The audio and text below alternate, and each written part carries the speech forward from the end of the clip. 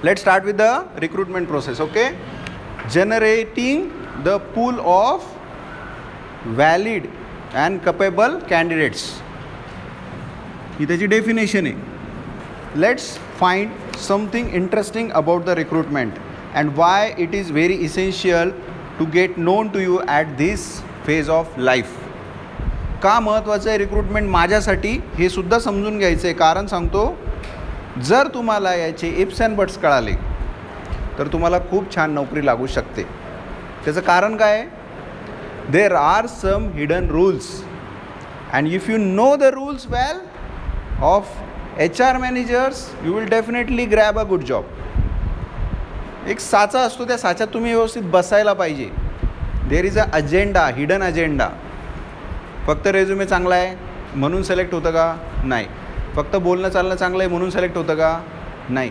There are versatile parameters and you need to be at most an average person to crack this.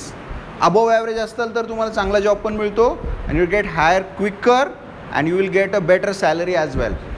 So here are the hidden agendas about generating the pool first.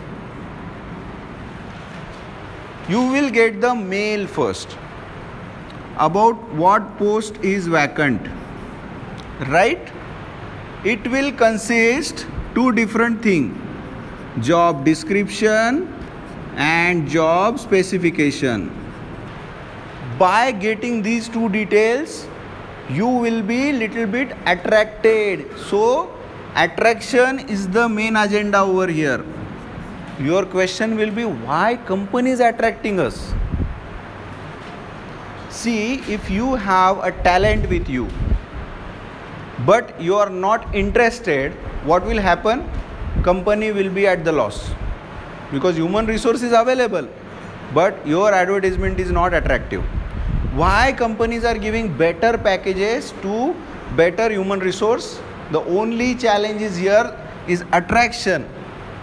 If you are not attracting a good human resource, you will not be able to capture your organization goals. तुमच्याकडे जर हुशार लोकच नसतील तर काय होईल? तुम्हाला जे गोल्स अटेंड करायचे ते होणार नाही. Imagine yourself as an entrepreneur. You need 8 people, you have 8 regions to cover. त्या व्यक्तीने रोज तिथं जायचं आहे. He need to get the data, come back to you, give you the data. Now the problem is की त्यासाठी तुमच्याकडे आलेत 80 application. You got only 80 applications, you have 8 posts. Vacancy कितीची आहे? 8ची आहे. But now your recruiter selected only 3. बाकीचे 5 जणांचं काम करणार कोण? Problem. So recruitment process is about generating the pool. काय काय करायचं आहे? We are giving the ad to the newspaper, sending mail to everyone, matching up with the educational institutes. We are giving a idea about how our job is best in the area, how we give a security to the job, contract कशी करतो आपण. So all these things are there in the attraction. तुम्ही जर रिक्रुटमेंटला फक्त हे पकडत असाल की मी रेझ्युमे दिला आणि त्यांनी मला सिलेक्ट केलं, no. It start with organization. They are attracting you, right? They are sending you the mail. The mail ला कोणतरी रिप्लाय करतं. If you have a query you send the mail once again, sir what is job is all about, shall I get the transport allowance and all. They will report, they will give a better answer to you because they need to attract you. And then capable candidates, so they are finding these with the specification available. स्पेसिफिकेशनमध्ये काय काय होतं? Diagram उघडा. What we had in the job specification. Mobile काढा.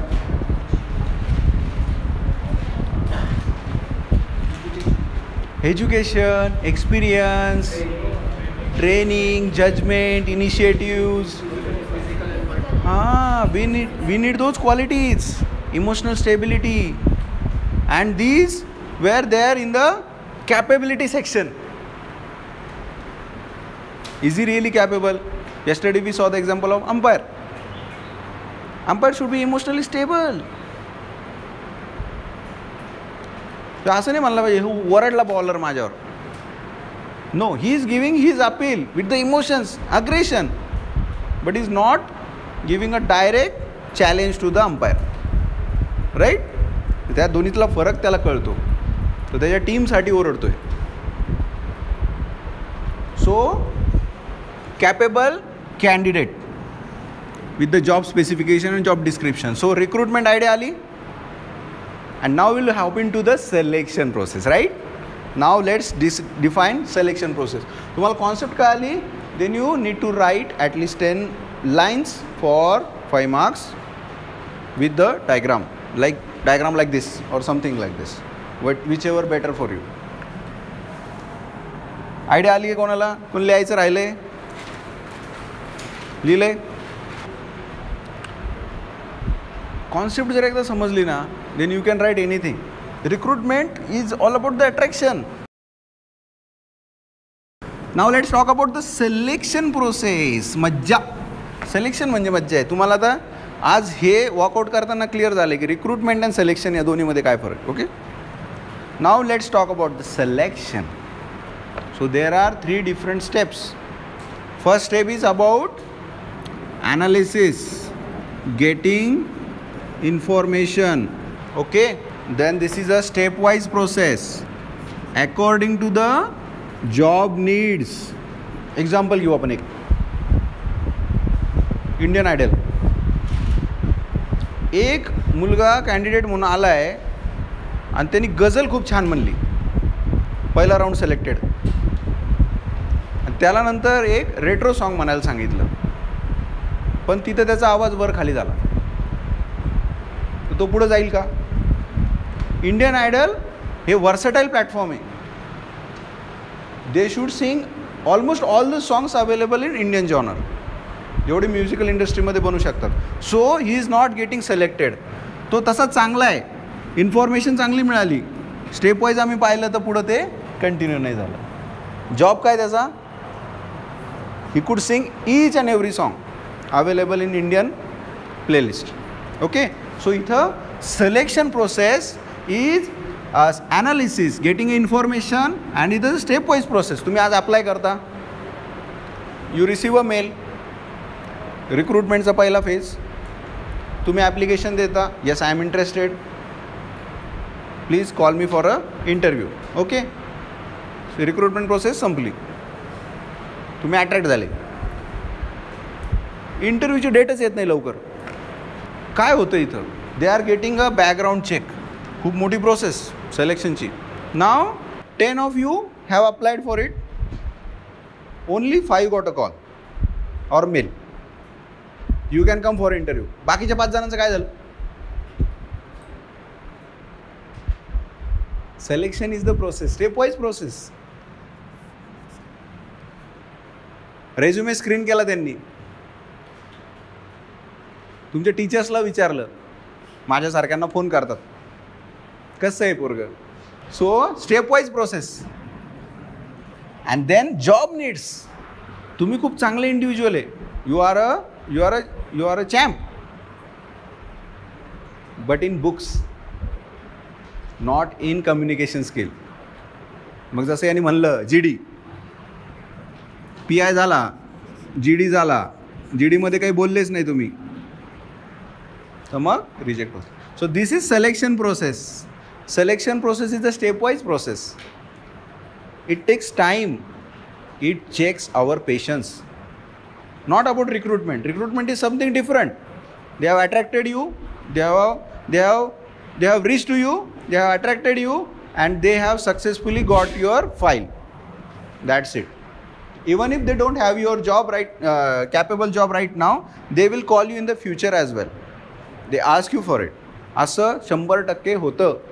तुम्ही आज apply करता, त्या पोस्टला तुम्हाला कॉल नाही येत, पण पुढच्या पोस्टला तुम्हाला कॉल येतो, असं पण होतं.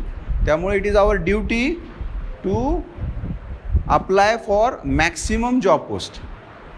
कधी कुठून कॉल येईल नंतर सांगता नाही येत, right. So selection clear. So this was all about the recruitment and selection. Recruitment वेगळं आहे, सिलेक्शन वेगळं आहे. आपण याला एकत्र समजत होतो. Now let's hop into the induction.